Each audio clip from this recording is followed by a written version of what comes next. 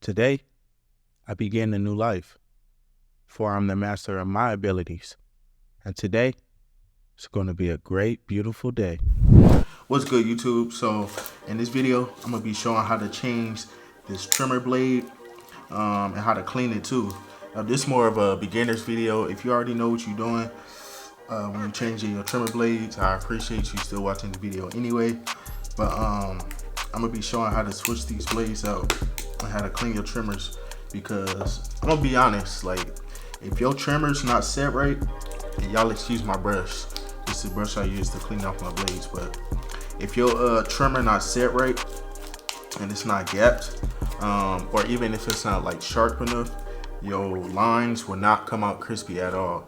And it's more to getting a crispy line just having your clippers sharp, but having your trimmers set right is what's gonna get your lines to be perfect. So I have the graphite blade on my babyliss trimmer right now, and I went and got this titanium deep tooth chameleon blade. I just wanted to try something different. So right now I got my little screwdriver. I'm about to take this screw out, these screws out. And I'm wearing gloves because it's easier for me to loosen and tighten these screws back versus using my bare hands, because my hands be hurting from trying to tighten these screws on these trimmers and clippers. So take these off. And I know this trimmer, this blade don't go on the trimmer, but I just wanted to try something different and have a different look. And me, I really don't care about how clippers look, how pretty they are, as long as they cut right. Let me go ahead and open this.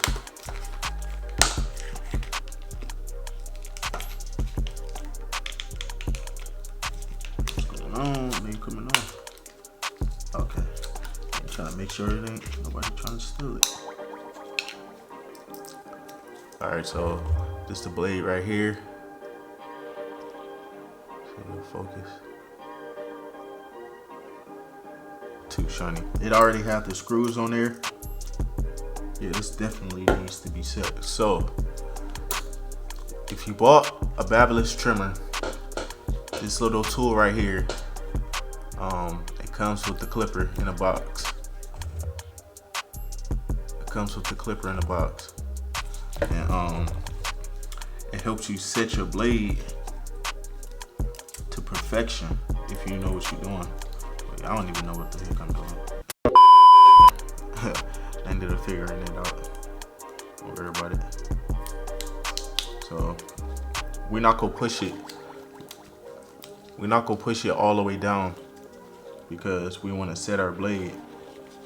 So this is the blade right here, and I have my little. You get a screwdriver too, a little screwdriver. I put some tape on there just so it won't, it's easier to twist and turn. So I'm gonna loosen these a little bit. I need to loosen them too much. You just want to loosen it up. You just want to loosen it enough to where you can move the blade around. Let me take this off so y'all can see.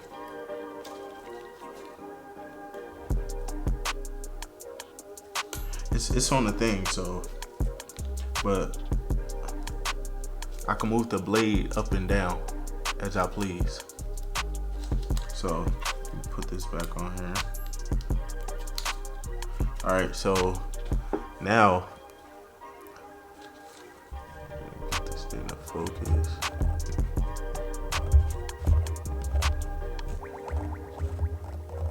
So now I'm gonna set the blade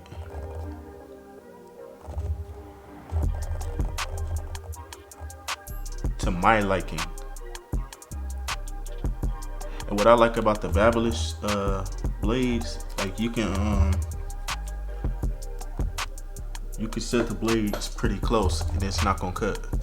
It's not gonna cut the client. So what I usually do is I'll set my side and then I'll push one side up on the thing, and I just tighten it a little bit just so I can lock that side in, and then I'll do the other side and line it up the same exact way, and then I push it up. And you have to push it up to keep the blade from moving. When you tighten it, it's gonna keep it in place. So let me see, let me make sure. Yep, it's solid. So after you tighten the blade a little bit, you wanna hold it like this and keep it like that to keep it from moving. You put 2 fingers up here, 1 finger down here, however you wanna do it, and then you just wanna tighten it all the way.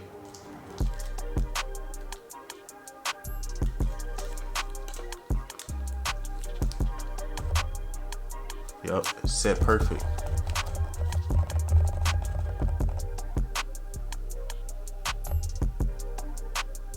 It's set pretty close. So after you do that, you can put the blade on the trimmer, get the new screws, put them in there, tighten it up.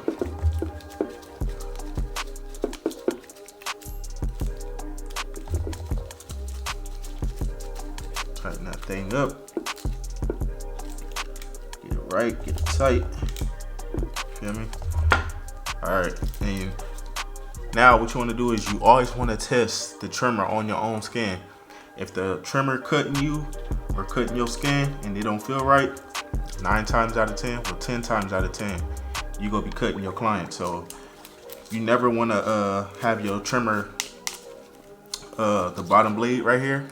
You never want to have, let me see, focus. You never want to have this bottom blade over this top blade right here, because when you turn the blade on, when it's going across, this bottom blade go be too high, and you will be cutting your clients, and you don't want to leave no cut marks. It's gonna leave a nasty scab, a nasty cut on your clients, and they're not gonna come back to you. So always test your trimmer on yourself. So I'm kind of hairy, so what I usually do is I'll find like a strand of hair on my arm, and each side of the trimmer I'll chop the hair down to make sure it cut right. Boom, boom, boom, boom, boom, and I'll just keep cutting down until it's down to the tiniest piece of hair. If it's cutting the tiniest piece of hair, that's how you know it's set. And if you can do this, see that? And I got a lot of veins right here. If I can do this and not feel nothing, or if you can do this and not feel nothing, and without being cut, no redness or nothing, that's how you know you set your trimmer right and it's ready to go. So that's how you set your clipper, your trimmer to perfection. And appreciate y'all watching this video. If this video helped y'all, make sure y'all leave a comment in the comment section, and shoot, I'll see y'all in the next video.